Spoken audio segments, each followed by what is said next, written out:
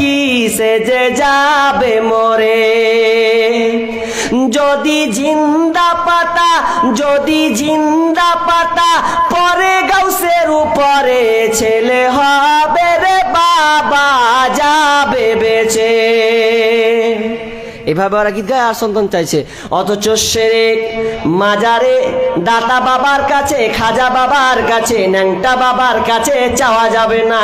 যদি চাইতে হয় বরং আল্লাহর কাছে আপনাকে চাইতে হবেন, চাইতে থাকতে হবে, হে আল্লাহ তুমি আমাকে একটি নেক সন্তান দাও। অথচ মা বোনেরা এটাকে বাদ দিয়ে আজকে মাজারে যাওয়া শুরু করেছে।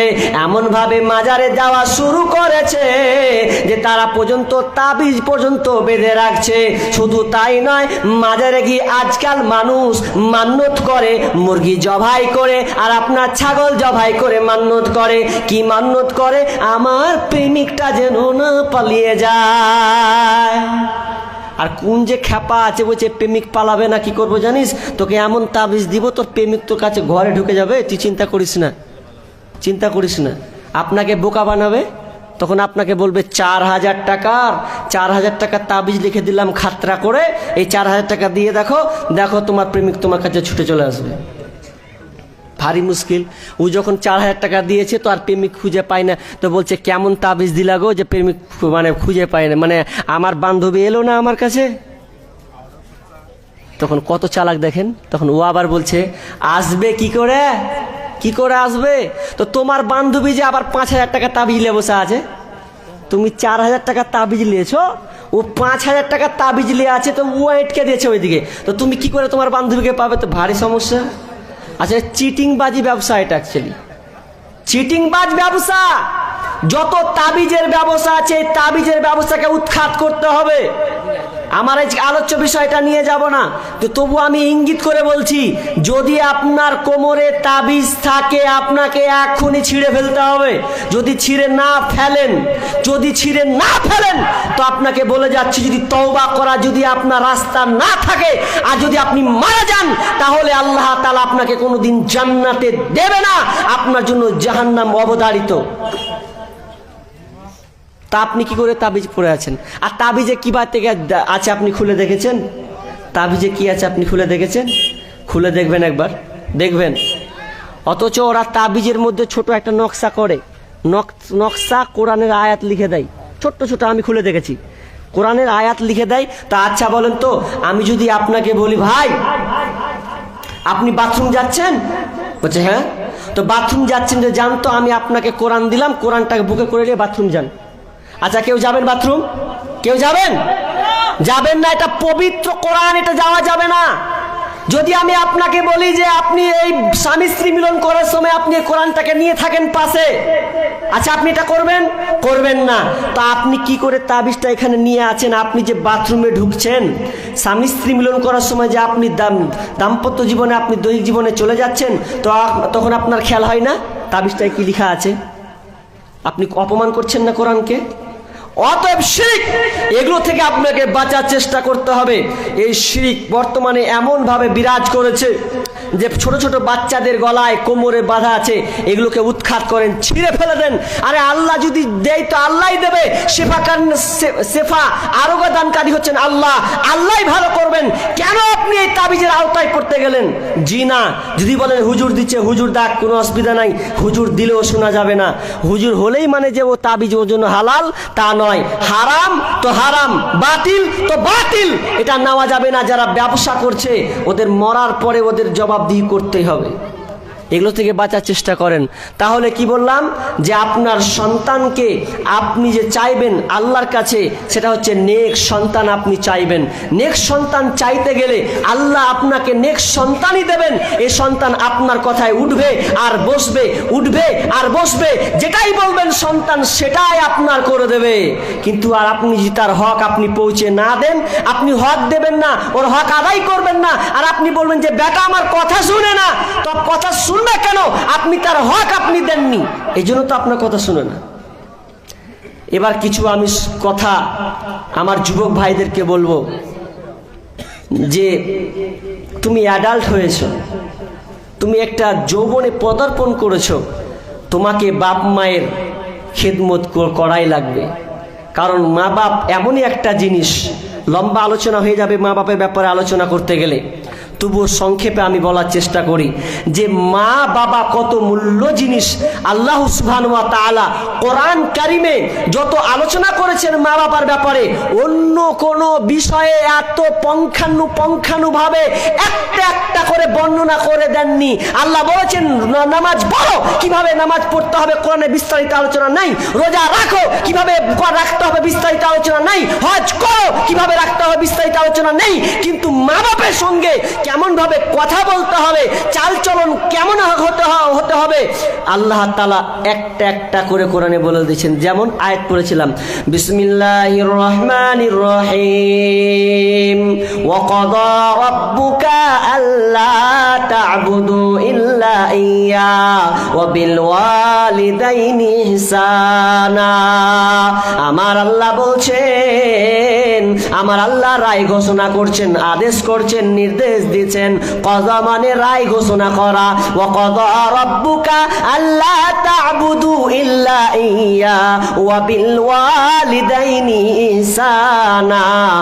আল্লাহ প্রথম বলছে তোমরা আমাকে ডাকতে গিয়ে অংশীদার স্থাপন করবে না, আমাকে ডাকতে গিয়ে তোমরা অংশীদার স্থাপন করবে না, এক কথায় শরীক স্থাপন করবে না।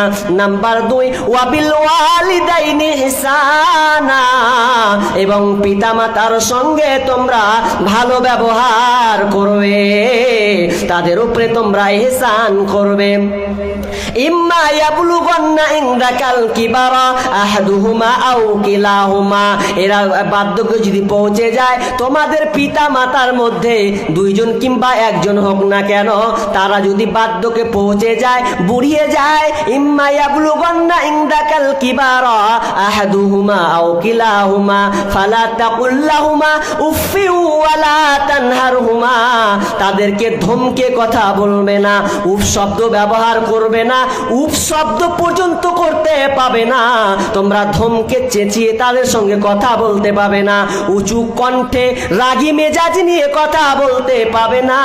ওয়াখফিদ লাহুমা জানাহাজ্জুল ওয়ালা তানহারহুমা ওয়া কুল লাহুমা কাওলান কারীমা, এবং তাদের সঙ্গে সম্মান সূচক ভাবে কথা বলবে। মা বাপকে ধমক দেওয়া যাবে না, তাকে রাগান্বিত করা যাবে না। আপনি হয়তো আপনার মা বাপ ভুল করে দিয়েছে, ভুল করে দেওয়ার পরে আপনি আর মাকে বলতে পারবেন না যে মা কেন তুমি ভুল করলে, তোমার হুঁশ নাই, এরকম শব্দ করা যাবে না। বরং তাকে সম্মান সূচক ভাবে কথা বলতে হবে, যাতে তোমার কথাতে সন্তুষ্ট হয়, তোমার ব্যবহার, তোমার আখলাক এসে যেন সন্তুষ্ট হয়ে যায়। কারণ মা এমন একটা দামি জিনিস, মা এমন একটা দামি জিনিস। ইম্মা ইয়াবলুগান্না ইনদাকাল কিবারা আহাদুহুমা আও কিলাহুমা ফালা তাকুল লাহুমা উফফি ওয়ালা তানহারহুমা ওয়া কুল লাহুমা কাওলান কারীমা ওয়াখফিদ লাহুমা জানাহাযুল্লি মিনার রাহমা। আল্লাহ বলছেন ওয়াকফিদ লাহুমা জানাহাযুল্লি মিনার রাহমা, তাদের জন্য তোমরা রহমতের বাজুকে বিছিয়ে দেবে। রহমতের বাজু বলতে আপনি শুয়ে যাবেন দিয়ে ওর উপরে পেটে চাপবে, এরকম রহমতের বাজু? জি না। আপনার মায়ের যেটা প্রয়োজন পড়বে, ওকে বাথরুমে নিয়ে যেতে হবে, আপনি বাথরুমে নিয়ে যান। ওকে গোসল করিয়ে দিতে হবে, গোসল করিয়ে দেন। ওকে খাওয়িয়ে দিতে হবে, মাকে খাওয়িয়ে দেন। এটা হচ্ছে রহমতের বাজু। আপনি সদা সর্বদা প্রস্তুত থাকবেন, কারণ মা খুব দামি জিনিস। এরপরে আল্লাহ তাআলা বলছেন ওয়াকুর রব্বির হামহুমা কামা রব্বায়ানি সগীরা, এবং তাদের জন্য তোমরা দোয়া করবে।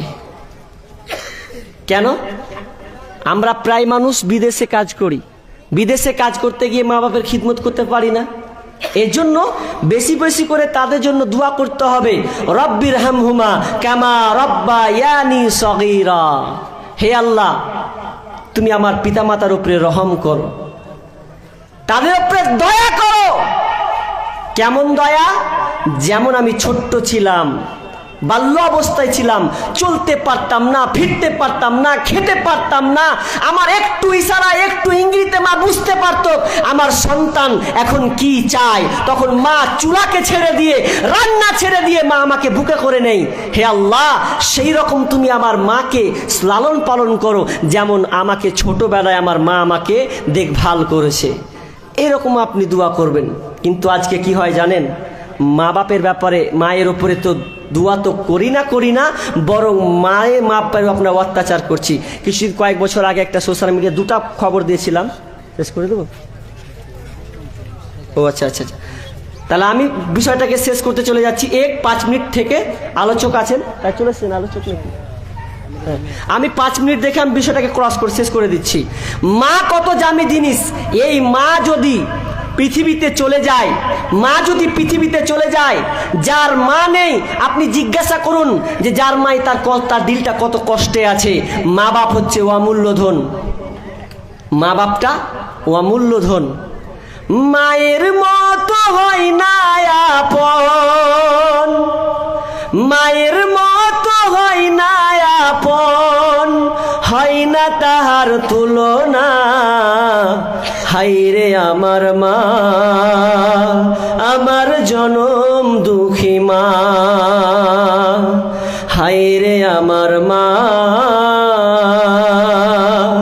আমার জনম দুঃখী মা। মায়ের মতো হয় না আপন, হয় না তাহার তুলনা। হায়রে আমার মা, আমার জনম দুঃখী মা। মা ছিল মোর আধার ঘরে পূর্ণিমারি চাঁদ। মা ছাড়া সেই ঘরখানাতে নাই রে কোনো সাদ, আমার নাই রে কোনো সাদ। মা ছিল মোর আধার ঘরে পূর্ণিমারি চাঁদ। মা ছাড়া সেই ঘরখানাতে নাই রে কোনো সাদ, আমার নাই রে কোনো সাদ। মাকে না দেখলে মনে, মায়ের কথা পড়লে মনে, দুই চোখে ঘুম আসে না। হায়রে আমার মা, আমার জনম দুঃখী মা। হায়রে আমার মা, আমার জনম দুঃখী মা। ছোট্ট থেকে বড় হলাম যেই মায়েরই কোলে, সেই মা এখন ছেড়ে গেল আমায় একা ফেলে। ও মা আমায় একা ফেলে। ছোট্ট থেকে বড় হলাম যেই মায়েরই কোলে, সেই মা এখন ছেড়ে গেল আমায় একা ফেলে। ও মা আমায় একা ফেলে। সেই মা ছাড়া আর একলা জীবন লাগে না রে ভালো। দুনিয়া থেকে হারিয়ে গেল দুই নয়নের আলো, আমার দুই নয়নের আলো। যেই মা ছাড়া আমার একলা জীবন লাগে না রে ভালো। দুনিয়া থেকে হারিয়ে গেল দুই নয়নের আলো, আমার দুই নয়নের আলো। সেই মায়ের কথা পড়লে মনে, সেই মায়ের কথা পড়লে মনে, ঘুম যে চোখে আসে না। হায়রে আমার মা, আমার জনম দুঃখী মা। হায়রে আমার মা, আমার জনম দুঃখী মা। মায়ের মতো হয় না আপন, মায়ের মতো হয় না আপন, হয় না তাহার তুলনা। হায়রে আমার মা, আমার জনম দুঃখী মা। হায়রে আমার মা, আমার জনম দুঃখী মা। প্রিয় ভাইরা, মা বাপকে কষ্ট দিয়েন না। মা যতদিন আছে আপনার এটা সম্পদ, অমূল্য ধন। মা যতদিন থাকবে, বাবা যতদিন থাকবে, বাবার কে কষ্ট দিবেন না। আরে বাপ মায়ের ভুল হবে, এটা স্বাভাবিক। বয়স্ক প্রাপ্ত হয়ে গেলে মায়ের ভুল হয়, কিন্তু আপনি কি ভেবে দেখেছেন মা যদি চলে যায় পৃথিবী ছেড়ে আপনাকে কেমন লাগে? এত মূল্যবান জিনিস, কিন্তু আজকে আমরা মা বাপকে সম্মান দিতে শিখিনি। কত যে গার্জেন আছে, কত যে ভাই আছে, মাকে রাস্তায় রেখে দিয়েছে, রাস্তায় রেখে দিয়েছে। যেই মাকে যখন মিডিয়াতে প্রশ্ন করা হচ্ছে, মা বলো তো কেন তোমাকে রাস্তায় ফেলা হয়েছে, কেন তোমার সন্তানরা তোমাকে কোলে নেয় নাই, মা কাঁদো কাঁদো ভাবে বলছে যে আমার বইমার কারণে, বইয়ের কথা উঠা বসায় আমাকে রাস্তায় এখন ফেলে দিয়েছে। তখন ওই মিডিয়া বলছে, সাংবাদিক বলছে যে আচ্ছা, যদি আমি আপনার এই ছেলের ব্যাপারে যদি আমি কেস করি, যদি প্রশাসনকে জানানো যায়, তাহলে কি তুমি খুশি হবে কি বলতে পারি? মা বলছে, না বেটা, এটা আমি চাই না, আমার সন্তান জেলে যাবে, জেলে পচবে, এটা আমি চাই না। আমাকে ওরা ফেলে দিয়েছে, ফেলে দেখ, আমি আর কটা দিন বাঁচবো, আর কটা দিন থাকবো, আমার কোনো অসুবিধা নাই, আমি দুনিয়া ছেড়ে চলে যাব, আমার সন্তানরা যেন জেলে না যায়। একজন মা হচ্ছেন সবচাইতে প্রকৃত মা, যে বিনা স্বার্থে সন্তানকে ভালোবাসে, বিনা স্বার্থে সন্তানকে বুকে আগলে করে নাই। মা কোনোদিন চাই না বেটা আমি তোর কাছে 10 লাখ টাকা চাই। মা এমনই একটা মা, আপনি যখন বিদেশ থেকে আসবেন, ওই সন্তান মা সন্তানকে বলবে, বেটা ভালো করে এসেছো, বেটা তোমার চেহারাটা কেন এমন, তোমার চেহারা কেন এমন হয়ে গেল, কিছু খেয়েছিলে বেটা? কিন্তু বাকি স্ত্রী সন্তান তারা আপনার দেখবে আপনার শাড়ি, আপনার সন্তান দেখবে তার জামা, কিন্তু মা চাইবে না যে কোথাও শাড়ি নিয়ে এসেছে। সেই মাকে আপনি কষ্ট দেওয়ার চেষ্টা করিয়েন না। মা অমূল্য ধন, যার নেই তাকে আপনি জিজ্ঞাসা করবেন। আরে আমার একটা ছাত্রী বলছে যে আমি মা যখন পালিয়ে যায়, যখন বলে যায়নি পরিবারের কাউকে, তখন সবাই তন্ন তন্ন করে খুঁজছে, কোথায় পাই, সবাই যেন বিকলতে কাঁদতে শুরু করে দিয়েছে। আরে মা গেল কোথায়, কোথায় মা গেল, সবাই খোঁজার চেষ্টা করছে। শেষ তারপর দিন সন্ধান পাচ্ছে যে মা অমুক জায়গাতে আশ্রয় নিয়েছে, আমাদের রাগের কারণে তারা তখন পরে মাকে নিয়ে আসে। তখন তারা, ওই ছাত্রী আমাকে বলছে যে মৌলানা, আমি সেদিন বুঝতে পেরেছি মা কাকে বলে, মা কেমন জিনিস। যেদিন মা ছিল না, সেদিন তন্ন তন্ন করে আমি খুঁজছিলাম, তখন আমার বুকটা ফেটে যাচ্ছিল, কিন্তু মাকে তারপর দিন আমি খুঁজে পেলাম। প্রিয় হাজিরিন, আমার শেষ আবেদন থাকবে, এই বিষয়ে আমার বিশাল লম্বা আলোচনা আছে। মা বাপ অমূল্য ধন, মা বাপকে ভালোবাসতে শিখুন। আরে মা বাপ যদি দুটা গালিও দেয়, সহ্য করতে শিখুন। সেই তো গালি দিবে, কে আর দেবে? মাই তো আপনাকে শাসন করবে, মাই তো আপনাকে বুঝাবে। শেষ একটি কথা বলে আমার আজকে আলোচনা শেষ করছি। দেখেন, ভাগ নেওয়ার সময় 4 ভাই 5 ভাই সবাই বলছি বাপের ভাগ দাও, বাপের ভাগ দাও, বাপের ভাগ দাও, কিন্তু কোনোদিন বলি না যে যখন বাপকে যখন ভাগ করা হচ্ছে খাবারের বিনিময়ে, যে কার বাড়তে খাবে, ও বলছে আমি পারবো না, ও বলছে আমি পারবো না, তুই পারলে তুই খাওয়া, ও বলছে তুই খাওয়া, কিন্তু ভাগ নেওয়ার সময় সবাই একটি হচ্ছি। অথচ সেই মা আপনাকে 4টা সন্তান লালন পালন করেছেন, মায়ের খাবারটা প্রত্যেক সন্তানকে বেটে দিয়েছেন, বাবার খাবারটা সন্তানকে বেটে দিয়েছেন। বেটা, মেয়ে, কন্যা, সোনা, তোমরা খাও, আমার দিল ঠান্ডা হবে। কিন্তু আজকে আমরা বাপ বুড়িয়ে গেছে বলে বাপকে আমরা ঠিক মতন দেখি না। শেষ কথা বলে আবার আজকে আলোচনা শেষ করছি। খবরদার, আমি প্রায় জায়গায় বলি, আজকেও আপনাদের বলি, যদি বাপ মা বুড়িয়ে যায়, আপনার পকেটে যদি 20টা টাকা থাকে, আপনি ওই বাপকে বলবেন, আব্বু আপনাকে আমি 20টা টাকা দিলাম, আব্বু তুমি ওই চায়ের দোকানে চা খেয়ে এসো আব্বু। কারণ আপনার আব্বা হয়তো ওখানে মুখ ফেলে তাকিয়ে আছে, সবাই চা খাচ্ছে, ওর কাছে পয়সা নাই, বুড়িয়ে গেছে, কার কাছে চাইবে? কোনো সন্তান দেয় না। অতএব এটা করবেন না। আপনি আপনার পিতাকে 20টা টাকা দিয়ে বলবেন, আব্বু এখন আপনি চা খেয়ে আসেন। মাকে বলেন, মা তোমার কি লাগবে, মাকে 2টা আপেল এনে দেন, আপনার কাছে বেশি কিছু চাই না। মাকে ভালোবাসতে শিখুন। মাই হচ্ছে জান্নাত, মাই হচ্ছে জাহান্নাম।